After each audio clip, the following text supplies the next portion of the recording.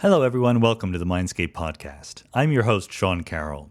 We've all heard that the Earth is getting warmer, that we're in the middle of global climate change, and that climate change is being caused by human beings and their effects on the globe, whether it's farming or fossil fuel burning, transportation, etc. So it's a depressing prospect because it is very real and it's going to hurt us in very important ways. But nevertheless, there's still room for bits of optimism. Maybe we can do something about it. Maybe there is reason for hope that the human race will actually figure itself out and get this right before we completely destroy the planet. Today's guest is Ramez Naam, who is a professional technologist, investor, also a science fiction writer. He's the author of the Nexus trilogy, which is a wonderful set of books I encourage you to read. And it's about a future where we have brain implants that let us communicate with the internet wirelessly, something I'm very, very interested in myself. But in his professional capacity, he's thinking mostly these days about our energy future, and especially the future of renewable energy.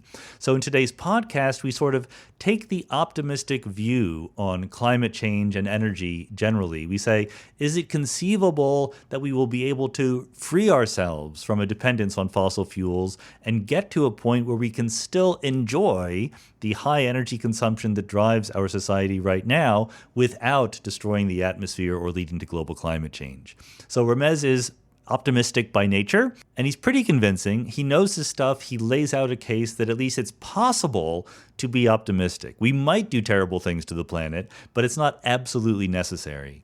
And of course, at the end of the podcast, I do take a little bit of time to ask about brain implants and other crazy science fiction-y things. So it's a very fun conversation, a little bit of reason for hope in the midst of this doom and gloom. Remember that there is a website for Mindscape, preposterousuniverse.com/podcast. And on the website, you can find information about going to the Patreon page, supporting on Patreon if you want ad-free versions of the show, and if you want a monthly Ask Me Anything episode. And with that, let's go.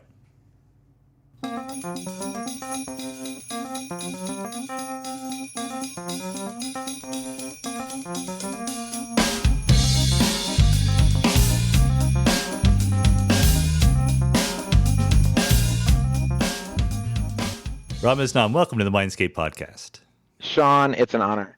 So I asked you on because I'm fascinated by what things you've said and done about clean energy and the future. But in looking over the various things you've written and spoken about, this overwhelming sense of optimism comes through about technological progress and the future and so forth. And you're not, I've met more optimistic people even than you, but I would definitely say that you're 90th percentile optimist about the future. That's about right. Of humankind. So why don't we help the audience a little bit, place you in some kind of context, because you have this fun trajectory where you came up as a computer scientist and you wrote fiction and now you're proselytizing for clean energy. I'm Ramez Naam, and I don't know what I'm going to be when I grow up. I spent 13 years at Microsoft, did stuff with cloud services, email, search, big data, machine learning. I have written 3 science fiction novels about neuroscience, sort of cyberpunky novels that people seem to like, the Nexus trilogy. And now I'm a clean energy wonk. I wrote a book about how to save the planet, basically, and that led me to becoming the co-chair for energy and environment at Singularity University. So I project the future of clean energy, how fast the prices are dropping, and I do a lot of speaking about how that gives us some hope for climate change. And since your message does seem to be mostly there is reason for optimism, I did want to say I'm sure that this optimism is driven mostly by facts, right? By research, by data, by things you can back up. But in my experience with humankind, it has also been a strong intrinsic personality component to whether people want to look on the sunny side or the dark side of things. So would you say that you are, in addition to being driven by the facts and reality-based, that you're an intrinsically optimistic person? I am intrinsically optimistic, and I think it's probably genetic. I think I'm also optimistic just because of the numbers about human history. I'm in the Max Roser, Steven Pinker camp of look at the numbers, all the bad things, hunger, child mortality, disease, warfare going down, and good things, life expectancy, education, et cetera, going up. So that also sort of gives me context for my optimism. Yeah, I do think that I'm basically on that side in the sense that in many very quantifiable ways, things are getting better. If I want to channel the devil's advocate point of view here, I would say yes, but our capacity for doing great harm is also increasing. So maybe the trend line is upward, but fluctuations around the trend line are broadening rather than shrinking. So it's very possible that everything it gets better and better and better until we destroy ourselves, right? Whether through climate or nuclear war or whatever. So are Mhm. you how strong is your concern about those kinds of existential worries? I'm a concerned optimist, and not just about the existential worries. Inequality worries me, Mm. and I believe that being an optimist doesn't mean you should be complacent. And I think we should be doing more faster. In climate change, for instance, I think we're not on pace for 2 degrees Celsius for staying below that. Mm. Now, it used to be that business as usual was 6 degrees. We've bent that curve, and now I think we're tracking for 2.5 to 3 degrees. But we should do more. 2 degrees, I mean, to people who are completely not following the discourse on climate change, maybe 2 degrees doesn't sound like a lot, but it kind of is really a lot, right? It kind of is a lot. Yeah, it would be warmer than the planet has ever been since humanity existed as a species. And if you think the middle of the last ice age was only about 4 degrees Celsius colder than it is now. So 2 degrees is a lot. Yeah. Um, at the same time, it's not a threshold where the world ends. Like it's not the case that 1.9 degrees is just hunky dory, Yeah. and it's not the case that at 2.1 degrees you get, Armageddon. So I think in addition to people underestimating how fast we're going to replace fossil fuels with clean energy, I think people also underestimate our adaptability as a species and the many ways we'll have to adapt to a warmer planet. Usually I take as part of I invite people who I think have interesting and important and true things to say, and then I try to mildly disagree with them because, this is my job as the podcast host. But maybe we should just let the optimism flow for this podcast. I will have other people on to talk about the doom and gloom scenarios Okay. for climate change one way or the other, or for AI or for whatever. So that, yeah, we can be optimistic a little bit with, a footnote that everyone should decide for themselves. So why should we be so optimistic? What is it about energy production that makes you happy right now? Well, the case that we're going to switch over more rapidly is an economic case, which is that the cost of clean energy, solar, wind, batteries, electric cars, has just been in free fall. If you look at solar panels themselves, look at the price you pay for a watt of solar panel. In 1977 it was $77, and today it's in the 20s of cents, 25 cents maybe, let's say, like a 350 times cost reduction. That's insane. In just in just the last decade, the cost of electricity from solar, counting everything, the land you need to buy, the labor to deploy the panels, the other hardware that you need, and operating it, keeping them clean, has dropped by a factor of 10.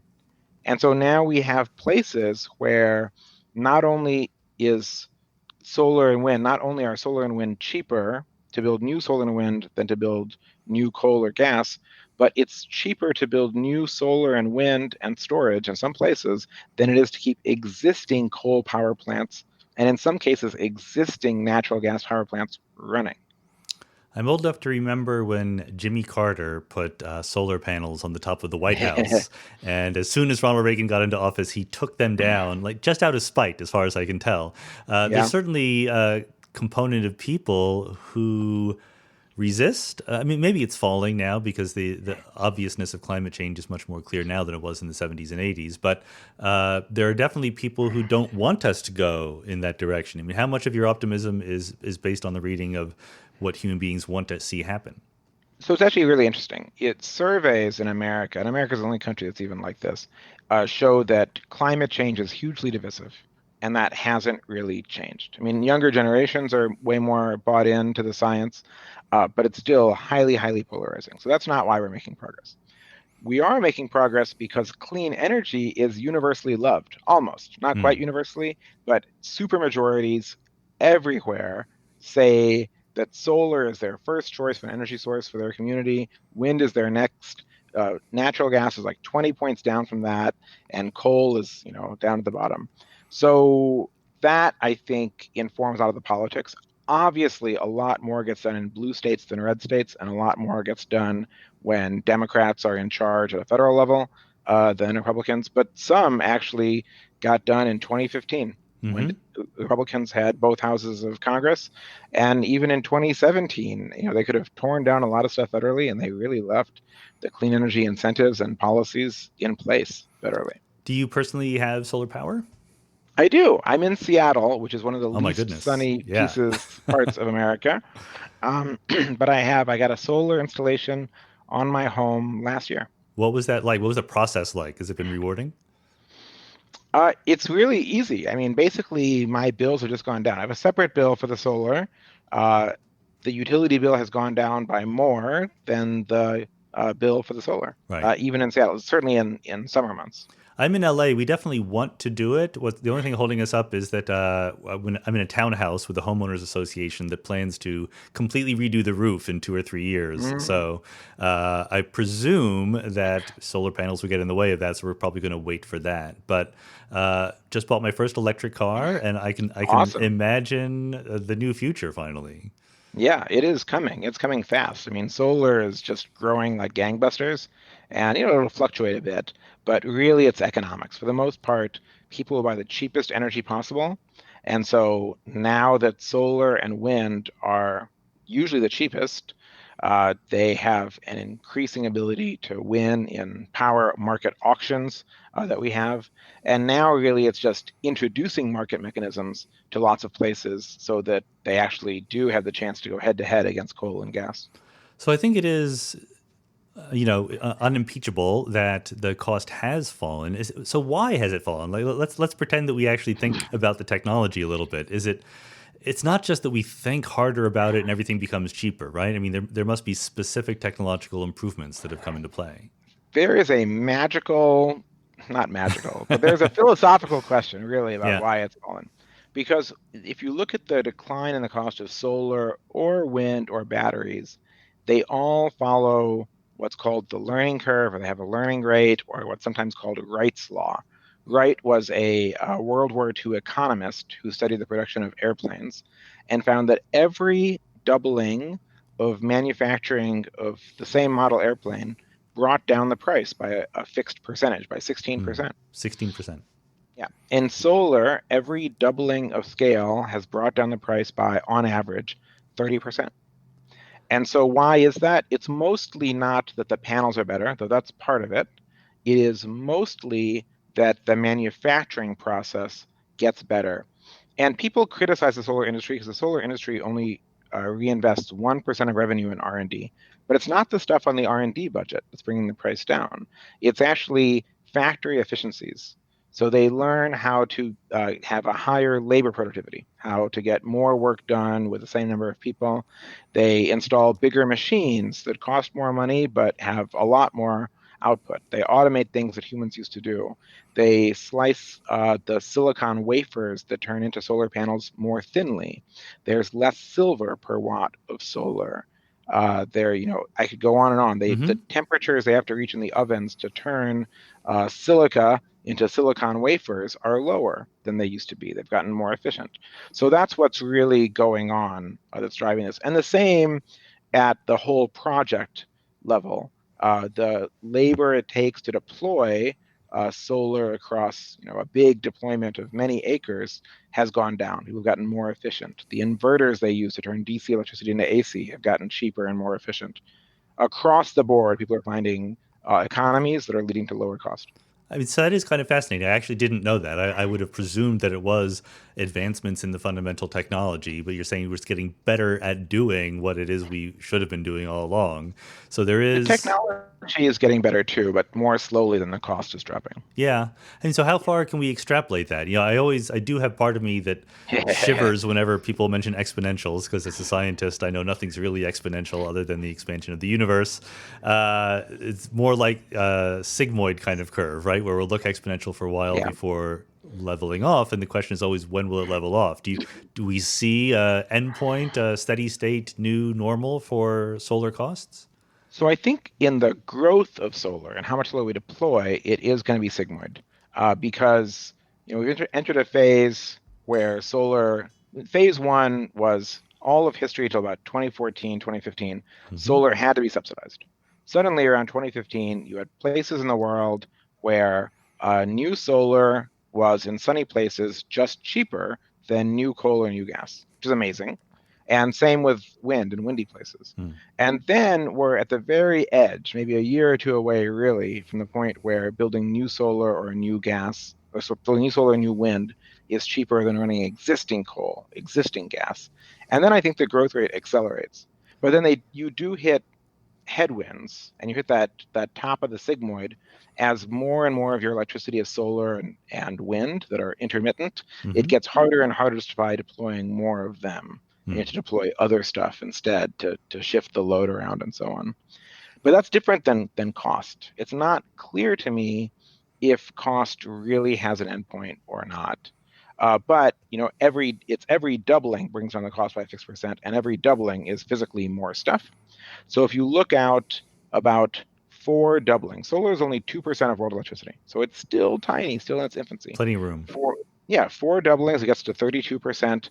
At that point, we're talking about sunny parts of the world, really sunny parts of the world, having 1 cent per kilowatt hour solar. And that compares to like 5 cents from natural gas, you know, 5 to 10 cents from coal, depending on where you are in the world.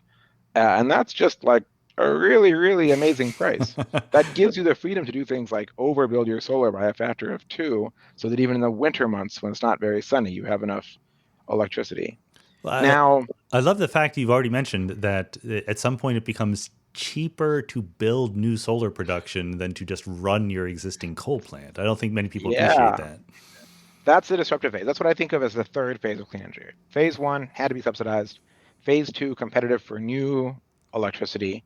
Phase three, cheaper to build new solar, wind, or storage than to keep existing coal or gas running. And that's what we're on the cusp of right now. Yeah, so we saw it last year. The CEO of NextEra said that would happen in the early 2020s. A think tank called Carbon Tracker said it would happen in the early 2020s. And then in October of last year, this utility in northern Indiana called NIPSCO announced their like 5-year roadmap, their IRP, their resource plan.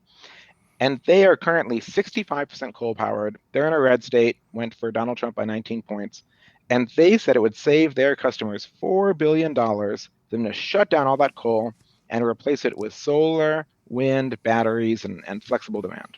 So they're saying it's here now, at least when they look at their 5-year window, their window out to 2023 or so. Yeah, that's pretty good. I mean, when we say solar production, we were just talking about solar panels on our roof, but there's also giant solar farms, right? Is there a proper mixture, or is one obviously dominant over the other? Most of it is anywhere in the world, almost. Most of it is giant solar farms. In the US, it's about 70% of our solar. And that probably does really have the highest value to the grid. Though as we get more distributed storage, putting a battery in your townhome as well as solar, the value of solar on the edge of the grid at your home goes up, actually. So it's hard to say exactly. Generally, most models find that centralized solar is just higher value. You can deploy it more cheaply and big Yeah. economies of scale than putting it on lots of individual roofs. But the stuff on the roofs adds value too. When we drive to Vegas, we go past these solar farms, right? I Mhm. forget the names of them, but right on the border of California and Nevada, there are these huge fields of mirrors shining brightly onto a Yeah, tower. And I'm not sure what actually happens inside those towers. Do they boil water? yeah. How So do that's they an turn that? older form of solar called solar thermal, or concentrating solar. And yeah, they concentrate the sun's heat on a small area and heat up, usually water, which turns a turbine, right? Or more recently, people are building projects like that with molten salt instead of water as the working fluid. Okay. And then you get 12 hours of energy storage along with the solar because the salt just has so much thermal momentum. It just stays hot for so long Heat that you capacity, can yeah. keep turning a turbine overnight. Can we convert the existing farms to molten salt? No, so there's actually not that many concentrating solar farms in the world. What's really overtaken it is solar PV, solar photovoltaics, Hmm. materials mostly silicon based that convert a photon into an electron effectively. And that's similar to what we'd have on the roof, right? It's the same tech as on your roof. That's what is dominant in large utility scale solar deployments also. And you should just put it wherever it's sunniest and You put it get the wherever most it's efficiency. sunniest, and you pick sites that have the best sun, which your house may or may not, and they use trackers, which people don't on your house, so they can track the sun, keep the Hmm. solar PV uh, focused on the sun to maximize its energy production. And of course, the big puzzle is where you store the energy, right? When you have fossil fuels, you can burn them on Yeah. demand when you want them. The sun is going to shine when it wants to shine. And so batteries or something like that are crucial. I presume that we've had similar technological and cost advantages, improvements with the battery situation. Yeah, between 2010 and now, batteries, lithium-ion batteries, the kind in your cell phone, your electric car, and that we use on the grid, have dropped in cost by like a factor of 9. So that's really surprising. Actually, it's really shocking to a lot of people when you say that. Energy storage is still actually really expensive. But there's other battery chemistries. Lithium ion is going to drop in price another factor of 3 to 5, and that'll actually probably be enough to get it to where we have really good, cheap grid storage. Hmm. But there's other battery chemistries like flow batteries that are more suitable for the grid. And I think this is the year, or maybe next year, where we really start to see commercialization of those. And that's a step function down in cost over their lifetime. Could you explain what a flow battery is? Yeah, so a lithium ion battery moves a lithium ion through an electrolyte from, a positive electrode to a negative electrode and back again. A flow battery moves electrolyte through a membrane. Oh, And okay. so that either one direction of flow is producing electricity, the other direction of flow is sucking in electricity. Um, and the thing that's really nice about that is you can separate, in a true flow battery, you can separate the size of the tank that contains electrolyte from the membrane and the power stack that controls how much power you can output. So if you want to add more hours, these tanks are just like injection molded plastic, and the electrolytes, at least in some battery chemistries, are super cheap. Like the one that I'm involved with, it's really just iron and salt, basically. Hmm. And so you just build a bigger plastic tank and put in more of this iron salt solution so you can increase the hours that you store really, really cheaply. And is the future, once again, I know I'm just asking you to extrapolate into the future, but is it that the power companies have humongous batteries or that we all have batteries in our garage? So right now in the US, the battery segment that's growing the most rapidly is behind the meter, but in commercial buildings, not in people's homes. Okay. So I think this will be different than solar is. Uh, we'll have maybe half and half. We'll have a lot of solar, or a lot of batteries at the solar plant, at the wind farm, in a centralized location for the grid. But we're also going to have a lot at the edge. And the reason is that at the edge, in your home, in the office building, in the mall, it has other benefits. Hmm. And those benefits are things like if there's a power outage, it keeps the power up. And maybe it does for the neighborhood. We could also have it at the substation, Hmm. right? And keep the whole neighborhood up. It has other benefits like the electricity lines that run to your home and your neighborhood. They're probably pretty close to full Yeah. at 4 p.m. to 8 p.m., but they're empty at midnight. So we can fill up the battery in your region at midnight with wind power, ideally, or maybe hydro, and then drain it down at the peak of the day. So you get additional flexibility by having it's a lot like in software we talk about caching at the edge of the network. It's a lot like that, Yeah. actually. Okay, good. And does this improvement in battery technology extend to cars as well? I know that's a big issue with Yeah. electric cars right now is the range. Well, I think it's more a psychological issue than anything else. If you look at a Tesla Model 3, there's a 325-mile range Hmm. version, right? So I Yeah. think we're getting to the point that range anxiety is more about psychology than about the vehicles themselves. That said, what we're going to see in electric cars is the batteries get cheaper and cheaper and cheaper. And that means that in a couple of years, maybe 2 years from now, maybe three, a new electric car will be the same price or cheaper than a new electric car with a 200-mile range or more will be the same price or cheaper than an internal combustion car that's like very similar, and it'll cost a quarter as much to keep running. The maintenance cost is a quarter, the energy cost per mile is a quarter. So it's just going to make it more and more of a non-brainer, no-brainer for people to deploy. Now, increasing range is harder. Historically, uh, you know, price has come down really fast, and capacity, energy density, how much energy you have per unit of weight, specific capacity is what you'd call it has gone up more slowly. So since 2010, the price has come down by a factor of 9. The energy density by weight has gone up by maybe 60, 70%. That's consistent with what you said earlier about the price improvements coming from economies of scale. You're kind of building a version of the same thing, but you're building it better, but the thing you're building is still limited. That's right. It is learning by doing, which a little different than economies of scale, but yeah, the manufacturing process gets better a lot faster. Elon Musk says this thing of, look, one engineer working to improve the battery factory is worth 10 engineers working on improving the battery technology. All right. But at least I think you're making a pretty persuasive case for an optimistic electric future in the sense that we can make it using solar, we can store it in batteries locally and elsewhere. What about the wind component here? I mean, it always seemed weird to me that wind and solar, which are two utterly different technologies, should be in any way comparable. Why are they relatively Yeah. the same kind of cost? Well, solar is going to be just cheaper than wind. But the nice thing about wind is it's countercyclical to solar, roughly. So the sun only shines during the day, and if you see sun at night, check with your doctor. Mm-hmm. Wind statistically is faster at night than it is during the daytimes. The solar peak, almost every continent on Earth, is summer, and that's the wind trough. That's when wind is low. And conversely, wind maximum is really at spring, but it's quite high in winter as well, and that's when solar is at its bottom.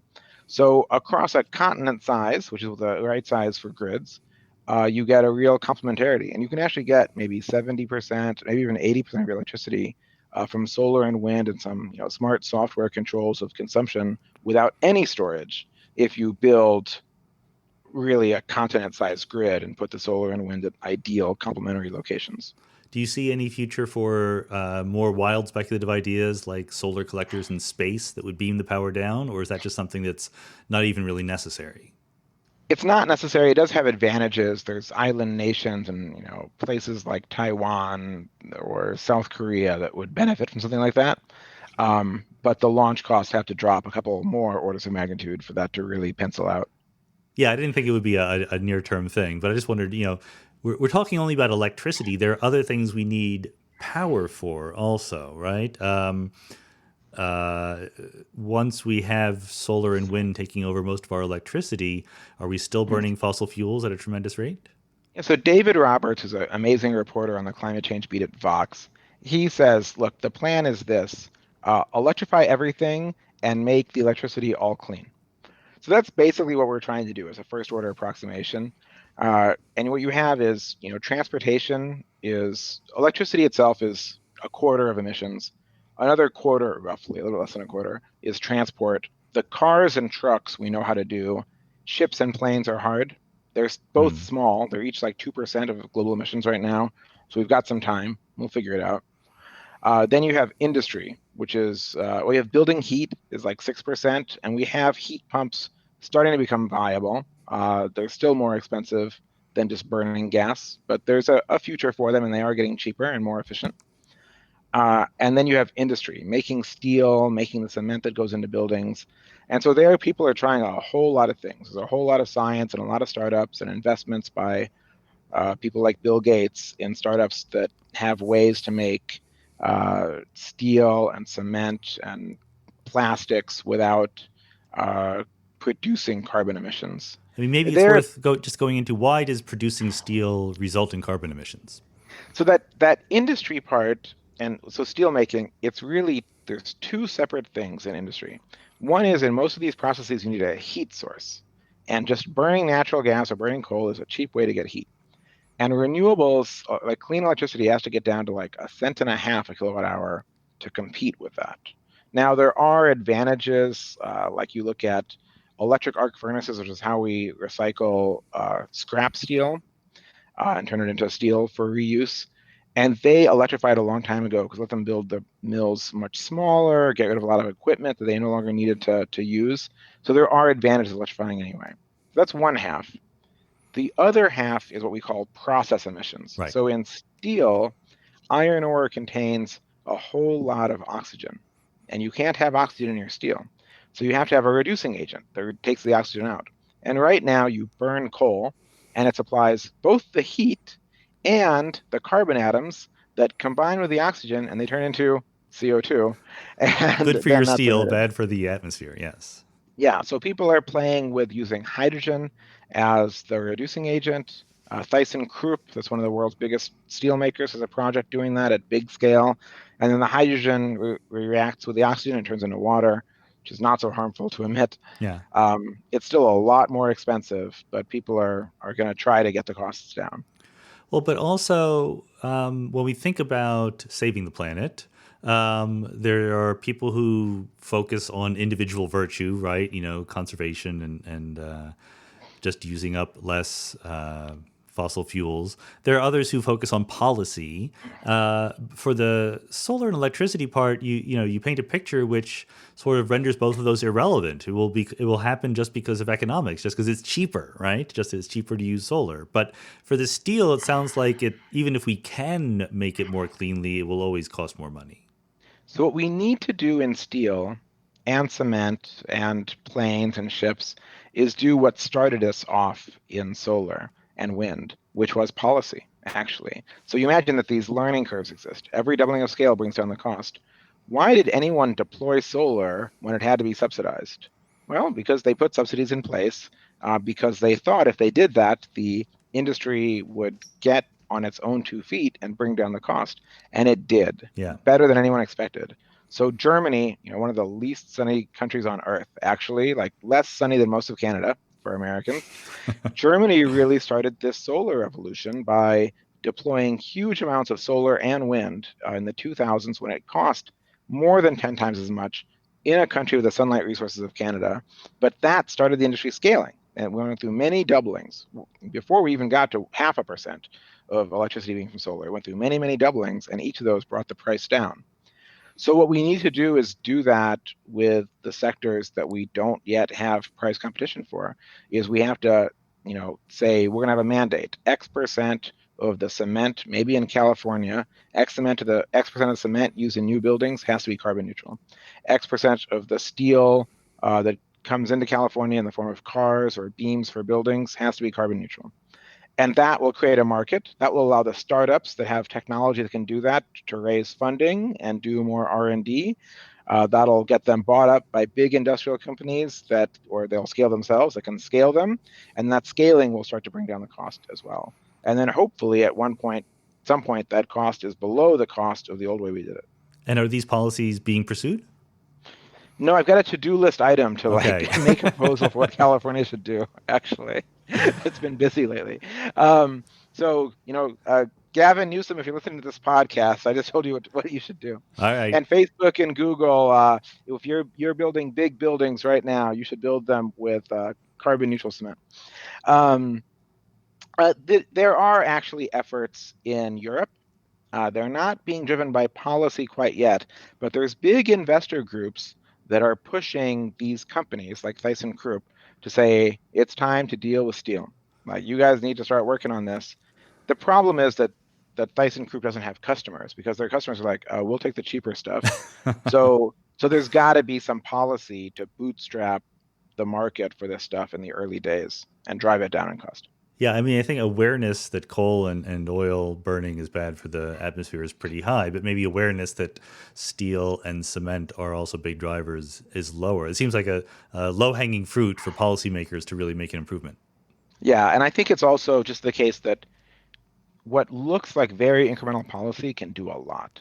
California, I don't know what the first renewable portfolio standard it was in California. I think it was 25% or 20% by a certain year, and now it's 100%, right? Mm-hmm. But it's getting up to 20%, that doesn't sound crazy.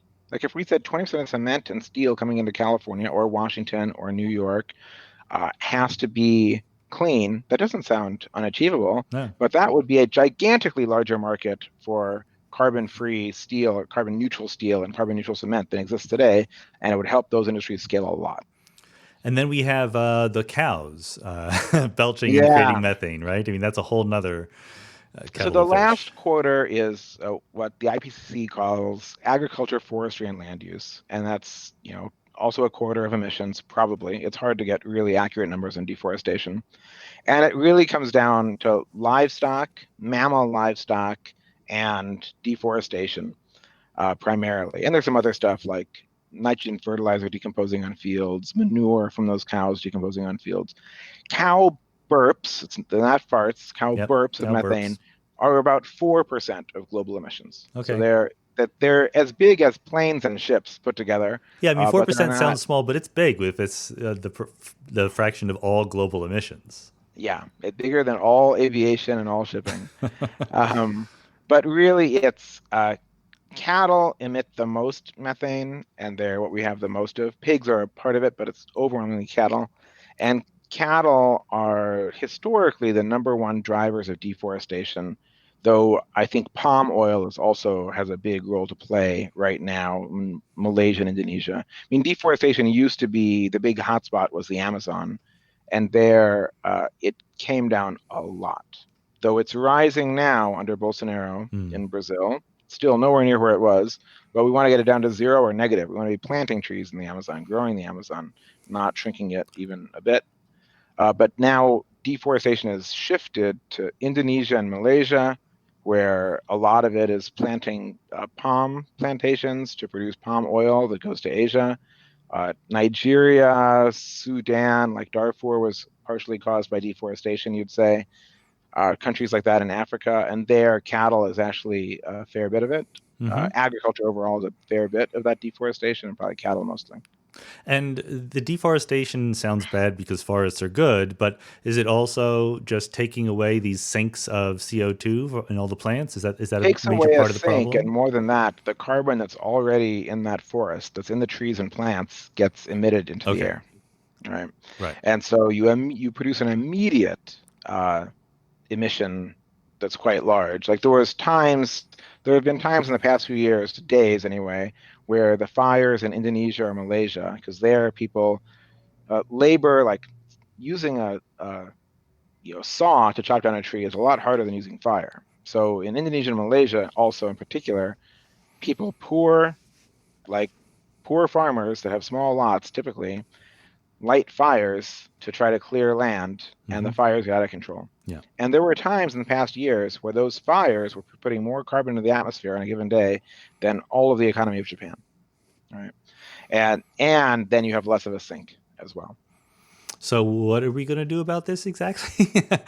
This is a really hard one. This is what keeps me up the Yeah. most at night. Cows scare me more than cars. Right? And just to put in perspective, because I'm sure you know, but maybe most people don't, like the number of cows alive on Earth today is preposterous compared to what it ever used to be, right? Like a human few beings, billion. yeah, Yeah. human No, actually, beings are, that's just last I looked, it was just over 1 billion head of cattle, which is still a lot. we like our cows. I mean, there was never that many cows. We, They outmass us. Our yeah, cows there's more, outmass us. more pounds of cow on Don't Earth. aggravate them.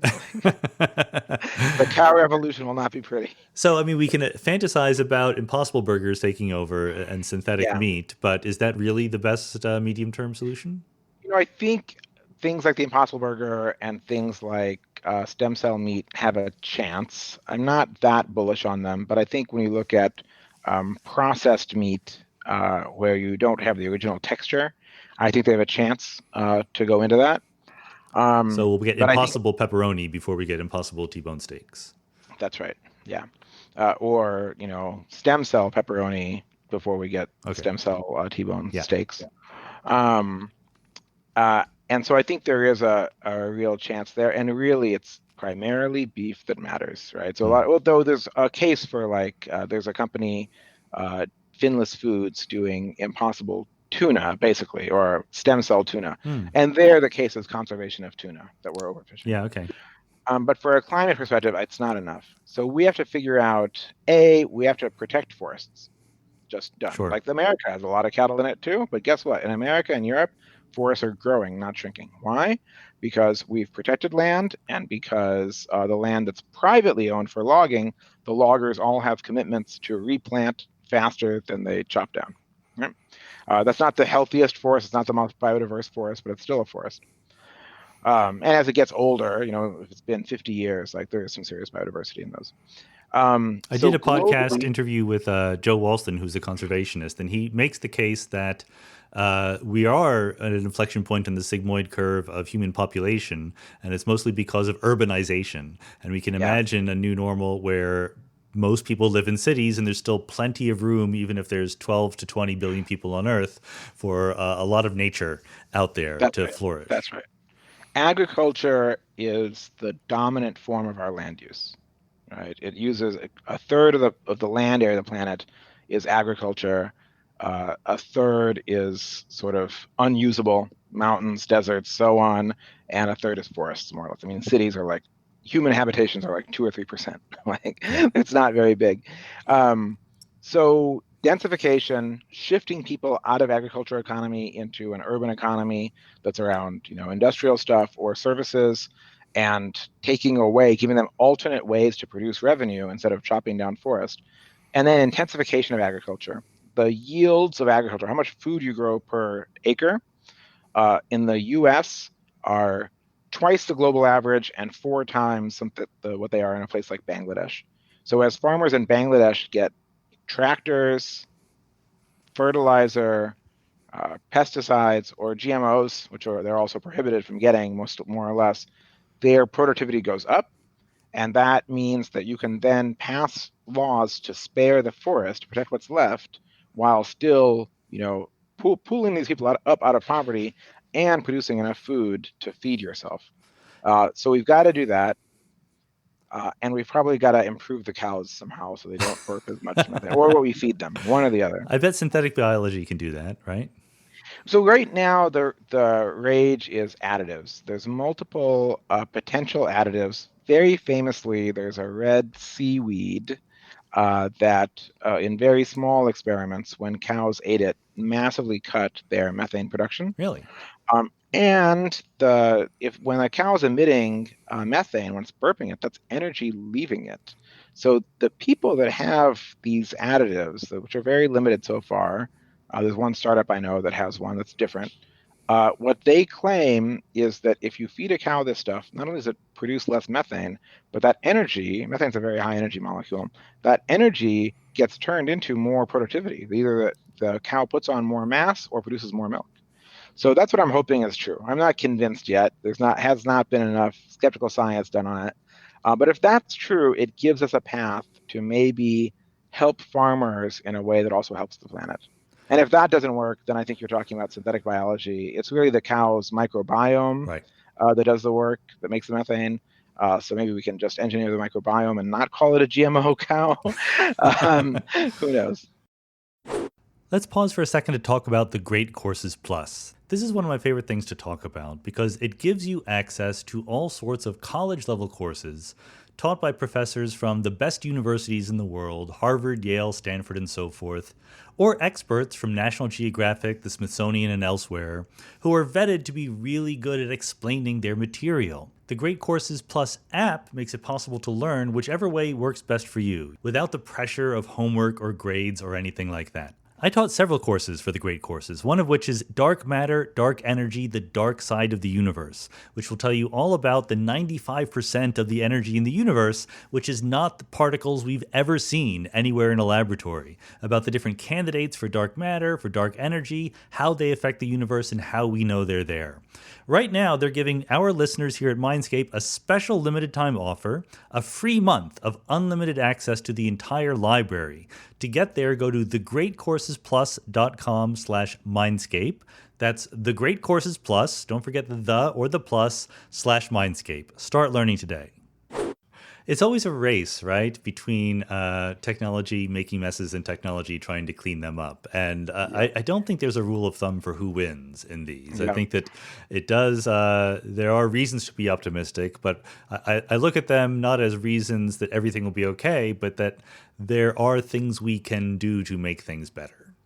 Yeah, that's right. That's right. I think, like I said, we're not currently on path for 2 degrees Celsius, and there are tail risks. There are positive feedback loops that most models say are unlikely to kick in at 3 degrees C, uh, but they could, Are we right? talking about And things like melting of permafrost and so forth? yeah, I mean, the permafrost melt gets a lot of press today, relatively speaking. It's still a tiny contribution to Okay. atmospheric methane, but there's reason to expect some nonlinearity there. And most models again show that it's still going to be that even at the much faster than expected pace that it's happening, it's still a very small contributor to atmospheric methane. But you don't like to see nonlinear things headed in the direction you don't like. Especially if they're unpredictable a little bit. I mean, there's a Yeah, reason to be cautious. But your example of the Bangladeshi farmers is a reminder of how interconnected all these different concerns are, not just the environment, but the conditions of people around the yeah, world. And it reminds me, before I forget, I want to just mention the weird fact that some not huge, but still too large fraction of our global energy consumption is Chinese Bitcoin farms, right? yeah. But if you're right that solar power will eventually be cheaper than coal, then even if they're crazily mining Bitcoins, they won't be destroying the environment. Does that In make sense? fact, they'll be driving down the cost of solar by scaling it Yeah. and putting it through the learning curve. So I actually think that I think that an increase in electricity demand, if you can put your electricity demand application anywhere on Earth, is just good for the planet because it allows us to scale solar and wind faster because they're least cost, and that drives them down in cost faster. Now, the reason people mine Bitcoin in China is because they're trying to escape Chinese money controls. So it's not necessarily the case that they can't put their project in Chile, where you have the best sun in the Yeah. world. But even in China, in the far west, solar is like it's hitting unsubsidized prices. The first unsubsidized solar plants are in China were really built this year, and the whole industry is expected to be unsubsidized in 2 years. Right. But all these interconnections again, so I go back to the Bangladeshi farmer or kids in Somalia or something like that are being rapidly technologized. I don't know if that's the word, but Yeah, maybe you can talk a little bit about this because I think this is an underappreciated thing. I mean, there are places in the world that are still desperately high levels of poverty, but things are changing there pretty rapidly. This is part of your optimism portfolio, right? yeah. I don't believe in the singularity, but I do believe in the singularity when everyone is connected. And I think it's the singularity is here right now, more or less, or it's happening as we speak. And that's amazing. And the reason it's happening is really simple. A cell phone is cheaper than a toilet. Hmm. And a cell phone and a cell tower is cheaper than a toilet and plumbing and a waste processing system. So you have this leapfrogging happening where people, particularly in India and sub-Saharan Africa, are, getting smartphones, getting access to the internet, getting cameras and apps and music and advice and whatever it is they do. They might not even be very literate, right? They're getting that even though they don't have an improved water source Yeah. or plumbing system that we would recognize as modern. And that's fascinating. And then what the hope is this. The hope is that device. In the US, we say the phone is the third screen, right? Screen one is a TV, screen two is a laptop, screen three is the phone. It's the first phone for most of the planet. It's the first screen for most of the planet. Hmm. So that becomes the platform for education. That becomes the platform for transparency and taking a picture of a corrupt official in your area. That becomes the platform for knowing market prices instead of having to walk to market and see what's the price for your crop today. You can check on the internet and see should you sell or not. It's the platform for financial inclusion, all of it, Weather and forecasting, weather cooperative forecasting. I was actions. just Yeah. talking to somebody that's a software guy wants to do something to improve climate and agriculture. I said, make an app that tells farmers in Africa when to plant their stuff. Like that doesn't sound that hard. I'm sure it's really hard, but nevertheless, it's like you're a software guy. Here's what you can do. Um, so that changes a lot. And it's happening, like we're in the 5-year window now. Yeah. Like across Africa, I think smartphone penetration is maybe like, I mean, cell phone penetration is in the high 80s to 90s among adults. Smartphone penetration is like somewhere between 15 to 20%, except South Africa, where it's like 35%, let's say. And it's going to like race in the next 3, 4, 5 years. It's going to get to smartphones being ubiquitous in sub-Saharan Africa. Yeah. And then what happens? I don't know. Then everybody has mobile money. That solves a lot of the problems for how can you pay for solar on your roof. Everybody has an educational platform. And then does that produce more economic gains as well as people start to be able to earn a living in different ways? I hope so. And I think that might ultimately be one of the greatest poverty reducing things on planet Earth. Well, I was going to ask if you have smartphones but not toilets, do we have any data on how much that can really help you get ahead? But maybe the answer is no, because it's just happening too quickly and we haven't seen it yet. It's hard to get the data. I mean, we have case studies of how it affects, farmers' incomes go up when they have smartphones because they have access to the market. We do know that, so having mobile money of some sort is the key to getting solar on the roof of your home in Africa. And because it's too expensive to send somebody around every place to collect cash. But if you have mobile money, the solar panels are literally like software controlled. If you haven't paid, they're pay as you go. If you haven't paid, they shut down. So you're motivated to pay. And the mobile money in some places, the telcos or banks are holding it back. But once everybody has a smartphone, they can't hold it back. It can be an app. So that facilitates people getting solar on their roofs much more easily. And that creates lighting.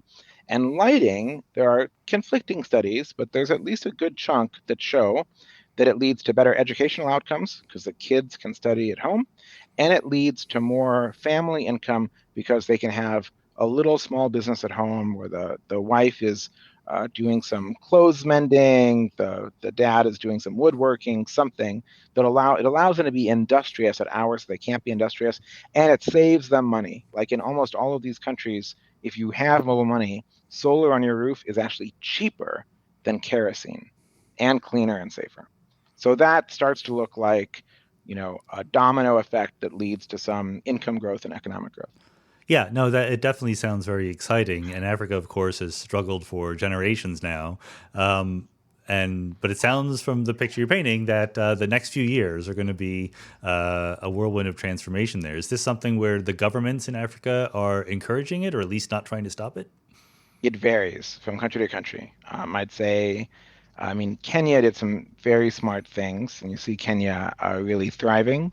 Nigeria is also, I mean, Nigeria is the most populous country in Africa and like the 5th most populous country in the world, maybe 4th, even 5th, I think. But Nigeria's economy is really based on a resource extraction. And so that's probably less long-term sustainable. So you just see different things happening, but places like Rwanda, Ethiopia, East Africa, Uganda, East Africa in general, I think you see a lot of economic growth based on agricultural productivity, based on light industrial work, that sort of thing. And is it something that suggests strategies for well-meaning Western governments or individuals, charities to help things along? Yeah, I mean, you don't want to just give people stuff. Right. You want to bootstrap industries. And, the aid literature is beyond me. There's deep debates in the aid literature, the foreign aid literature of what works. But we know that just handing out money or just handing out food, handing out money is better. Handing out food in an emergency, for instance, is terrible because it suppresses the local prices of food. The farmers can't make any money. It drives the farmers out of business, right? So you don't want to replace what's there. You want to provide seed capital and advice for people to be able to build businesses on the ground that can keep operating. I mean, I And you can want imagine that in the aftermath of a hurricane or an earthquake, bringing food is good, but it's not the long-term thing just because a region is in poverty. You want to build some infrastructure there. give them better seeds instead of giving them food. Yeah. Um, teach the farmers better agricultural techniques. Build them a fertilizer factory, maybe. That it's within their means to maintain. Yeah, but also corruption is a big inhibitor of growth. And the lack of markets is a big inhibitor of growth. So you want a government that says we're going to have a relatively free market. I mean, those things are totally free. We have competition. We have access to capital. We don't nationalize companies all the time because that makes investors very scared to put money in. We pay our debts. We don't overspend too much. We can spend, debt spend some, and we're not corrupt. We don't have. We That's a tricky pay one. our civil servants enough money and that they can live on it, and we hold them to accountability that they don't get in the way of people doing stuff. The optimist would say that if everyone can talk to each other on their smartphones, that might help ferret out corruption and other, various ways in which governments don't perform as efficiently as they could. I don't know if that's an empirically testable thing either. I mean, I think you'd say that in the U.S., it has not been as big an effect as we would like, but cell phone videos of police brutality have exposed a form of corruption in the U.S. and have probably started some small, but some steps towards reforming that system. And so I do think if somebody has the power to take a picture of a corrupt official getting a bribe or to walk in and surreptitiously record that somebody says, no, you can't have this permit unless you pay me a bribe, I think that's only good. How much good it is, I don't know.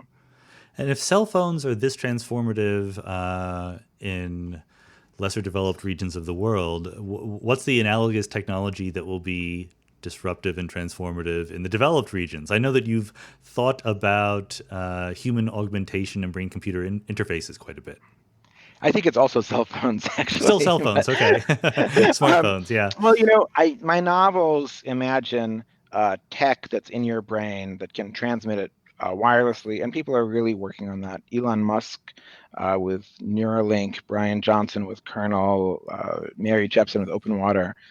People are really working on next generation brain-computer interfaces, but it will be slow.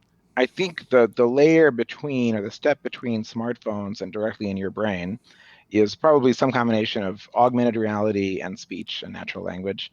So at some point, it's not really that soon, but at some point, maybe it is 10, 15, 20 years away, walking around with a pair of glasses that show you relevant data, don't spam you, and being able to speak and have your system, basically having Alexa with you at all times, but way better, and being able to say like, hey, what's that over there? Or check this out, or hey, oh shoot, I didn't pick my seat for my flight tomorrow. Can you make sure I get an aisle? Or remind me, what time is my daughter's recital? I think that's the human augmentation, is when wherever you are, then you can talk to and can talk back to you, a la her, but also show you some visual stuff. And who knows, maybe it's just your cell phone and speech, and it doesn't involve augmented reality, but it's pretty cool if the thing can also see what's around you and show you visual information.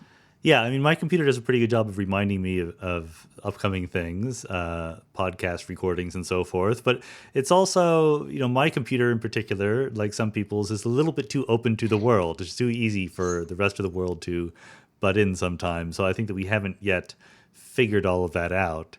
And if it were directly into my brain, obviously that would be even more avenues for abuse would open up. And I get to have some fun with that in the novel. Yeah, exactly. Anything that you can hack, anything connected can be hacked, fundamentally. Well, so Google Glass got a lot of abuse, but I always thought the abuse was a little bit misplaced. I mean, the Apple Newton got a lot of abuse when it came out, right? And that was a proto BlackBerry smartphone kind of thing, which has now changed the world. Like, we need some stumbling first steps to get where we want to go. And the idea of a wearable somehow that helps you interface with the world in a smarter way, I get why people are afraid of it or skeptical, but the potential seems pretty big to me. I think it's going to happen. Yeah, I think it's really quite interesting, actually, and it seems to me that's going to happen as well. Did you try ever Google Glass or anything like that? I think I put one on at a conference or something. It did. What I want is when it can actually, I'm wearing glasses right now, when the text or the animations, or whatever, can actually appear on my glasses for me to see or be projected onto my retina. I don't want to have to look up in the corner. I want it to highlight the thing. I want to look at a thing and it do eye tracking and know what object I'm focused on and say, what's that over there? that sort of thing. Or I want to look at somebody's face and know that it knows where I'm looking and have it present the information right over their head of here's their name, last time you talked, their kids. I mean, I'm just really bad at that. I'm very bad at names. I'm terrible at names. I had a dream last night of sitting next to someone who I know very well, and I didn't know their name. But obviously, privacy and things like that worries, right? How worried are you about such things? If you're wearing glasses that can literally face recognize anyone, whether you've met them before or not, Yeah, it's not an unalloyed good. it's not an unalloyed good. And, I'm not all the way to David Brin, who says, look, privacy is dead. We're going to have a surveillance society no matter what. It's just who controls it, the people or, powerful shadowy figures. I'm not all the way there. I don't think privacy is dead. I think we'll negotiate a new social contract, and I think it'll be messy.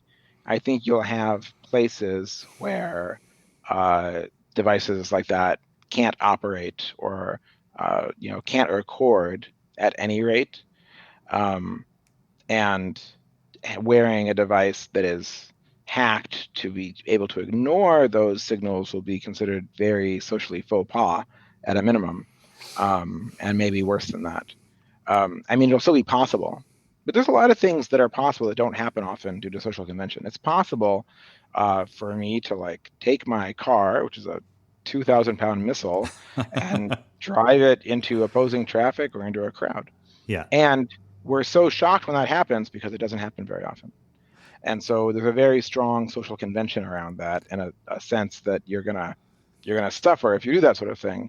So I think we'll eventually get there on these privacy issues too. But what the path is from here to there, I don't know. Well, the obvious worry about that analogy is that people don't make a lot of money off of you driving into opposing traffic, whereas people could make a lot of money out of all sorts of privacy violations. And, I tend to be on Brin's side here. I haven't actually read his opinions about this, but looking at, young people and how willing they are to share things online, I wonder if the idea of privacy won't just become antiquated, I don't something we think don't. young people have gotten rid of the idea of privacy. Like young people very much understand privacy, and they're maybe more into it than adults. Ask a young person and about anything about their relationship to sex, and you'll find out how they feel about privacy. They want to choose who they communicate things to, Yeah. right? And they might be willing to share more with the world on some topics or with their friends on some topics, but they very much understand that there's things that they don't want to communicate, Yeah, I or they mean, learn over time. as a no longer young person, I'm probably being unfair to the young people Yeah, because I do see people oversharing on the internet, but it's probably just an unrepresentative slice of people, right? kids these days. Yeah, the kids these days, they're on my lawn. I wish they would get off it. But is there anything, okay, what about the optimistic side of things? I can kind of see in my everyday life where facial recognition would be useful. Is there something big? It's always hard to predict what the killer apps are going to be. When we get better at communicating directly with our computers, is there something that becomes much easier right away? I mean, I think in a way it amplifies our collective intelligence. And let me make a case for that. In history, we have inventions made by individual famous people. But that's probably an exaggeration. That's not really how it happened. But now it's less and less how it really happens. I mean, you know this very well, right? In your field, it's giant teams of people working with giant instruments that were designed by giant teams of people that do the work. And so that's collective intelligence. So we have to collaborate to do that. So if we have more intuitive ways to share ideas, knowledge, questions, designs, whatever with each other, I think that reduces the friction and increases the bandwidth between us and probably allows groups like that to work more effectively. Um, I think look at Slack. I mean, this is a bit of a tangent, but why do people love Slack? Well, A, it reduces their email. Slack sometimes drives me crazy with Tell notifications. people, some people out there don't actually even know what Slack is, so maybe you should tell them. Slack is like internet relay chat of the 80s, Yeah.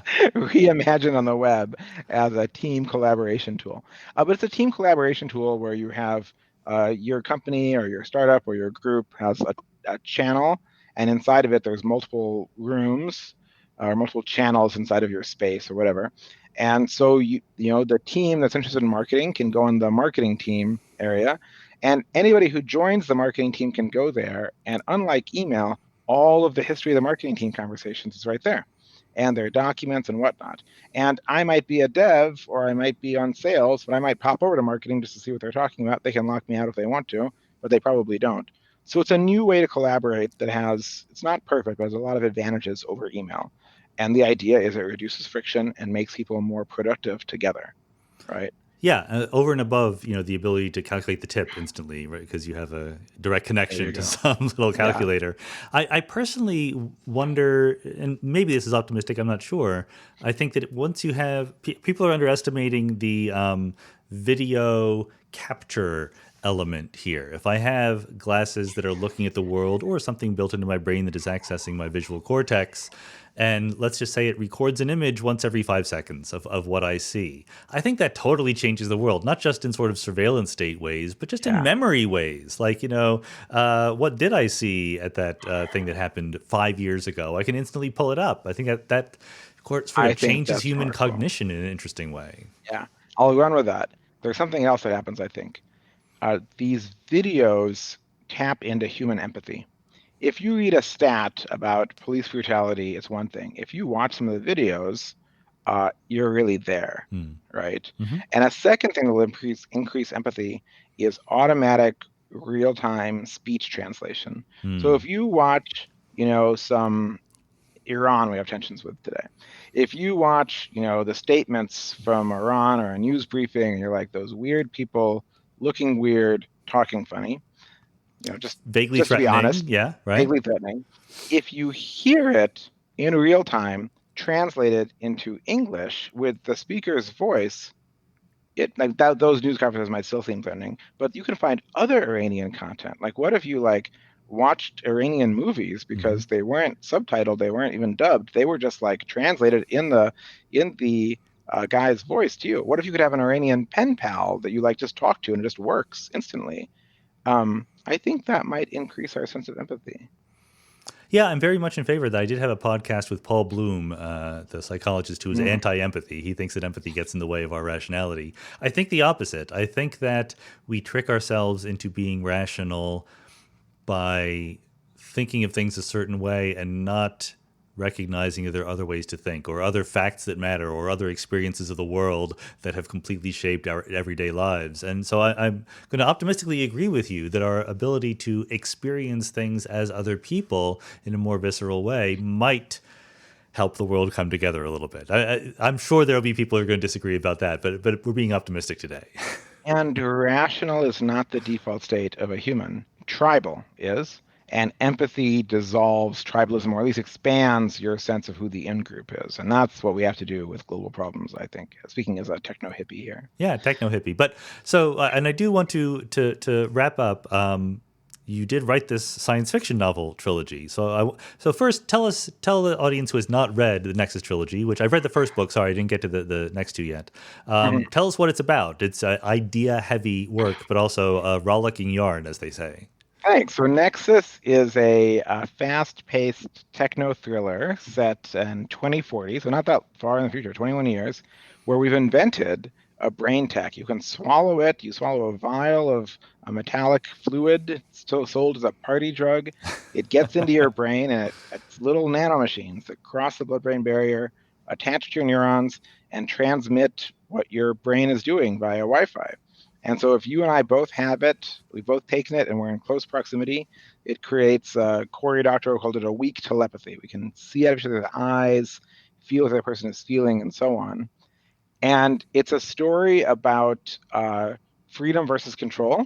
My protagonist is like a young scientist and he and his buddies and friends think this stuff is awesome, and they want to make it a platform and make it permanent in the brain and build apps on top of it and give it to the world.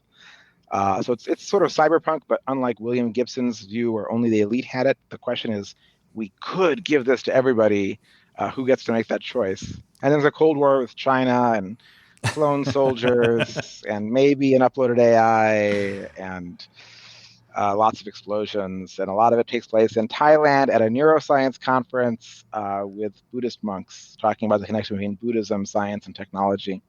and they also like Nexus. Yeah, I mean, slightly parenthetically, but I read it very close to when I read The Wind-Up Girl, and I'm like, Oh yeah. apparently all the great science fiction is set in Southeast Asia these days. That's just where things are going Paulo to happen. Bacigalupi, I love the guy. He's a friend of mine. We talk at least on Slack actually pretty often. I love The Wind Up Girl, also another amazing novel set in Thailand. And yeah, by authors with Egyptian and Italian last names. So I was wondering whether there's a connection there or not. But it is, Maybe. there's things going on. But why did you write science fiction novels? I mean, I'm very tempted to write fiction myself, but I never quite screwed up the courage/time to do it. But you made a conscious decision. Is it because this is the best way to work out these ideas? Is it this the best way to reach an audience, or is it just it sounded like fun? I read science fiction as the dominant thing that I read growing up, and I think science fiction is the literature of ideas. It's the literature that really has ideas about the big picture. And then, frankly, I wanted to write my book on how to save the planet called The Infinite Resource, and my agent didn't like it. And so I was just like frustrated. Aha! Ted, if you're listening to this, you're the reason I have a science fiction career. Thank you. And so I was like, okay, well, I'd written a nonfiction book before about human augmentation. I'd written a chapter about brain-computer interfaces. So I'm going to take that and make it a novel. And I just did it. And along the way, then we found a formulation of the book on energy and climate and resources that my agent did like, and we sold that book too. So then I had 2 books to write. But that was a busy year. Did you find it challenging to write fiction? Do you know? I mean, there's people, there's relationships. The whole bit is a very different genre. I think I got a lot better by doing it. I got a lot of advice. Most novelists really keep it close to the heart and like don't share a lot of what they're writing. They just give it to their editor, maybe help people. I had 55 people read different drafts of Nexus, friends of mine, and give me copious feedback. They're just friends, and I said, "Will you read it?" And I took some advice from David Brin, actually, of like, first I asked them, "Where did you put the book down? Where were you bored enough to put the book down? Please tell me that page Yeah. number. I'll tighten it." But I asked them a whole bunch of other questions, and then I invite them over for like a discussion of like what they liked and didn't like. And I would say my first draft was a hot mess and not Sure. very good and probably offensive in some ways. And by the 4th or 5th draft, which is what you read, it had gotten a lot better. Thanks not just to me, but collective intelligence There of you my go. beta Old-fashioned readers. collective intelligence, yeah. And so, aside from the personal reward of doing it, do you think it's been effective? Are you happy with how people responded? Yeah, people love the book. I mean, the people who read it, like it found a certain audience, right? Among people that are in tech and science and neuroscientists like it, which is the best compliment to me.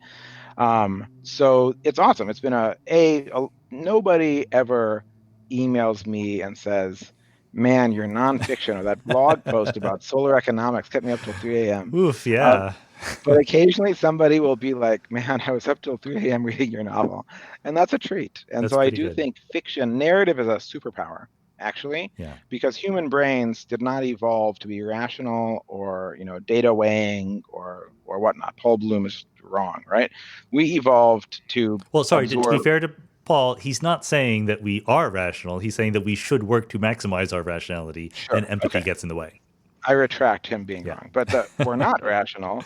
Um, and it's not even empathy, it's just narrative, right? And so if you can tell a narrative, be very responsible with it, because it slides past rationality and penetrates a deeper level of the reader or listener, and they can start to believe things. And so I do think that fiction is a very powerful tool to change opinions.